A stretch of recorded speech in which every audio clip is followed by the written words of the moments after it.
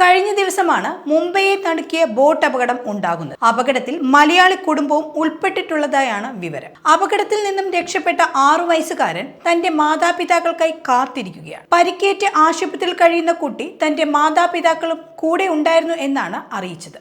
JNPT ആശുപത്രിയിലാണ് കുട്ടി ഇപ്പോൾ ചികിത്സയിലുള്ളത്.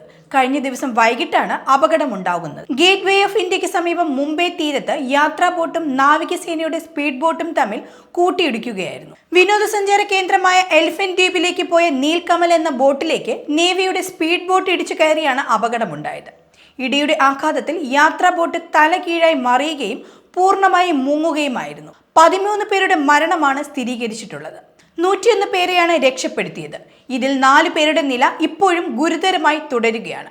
മരിച്ചവരിൽ 3 നാവികസേനയുടെ ഉദ്യോഗസ്ഥരും ഉൾപ്പെട്ടിട്ടുണ്ടെന്നാണ് വിവരം.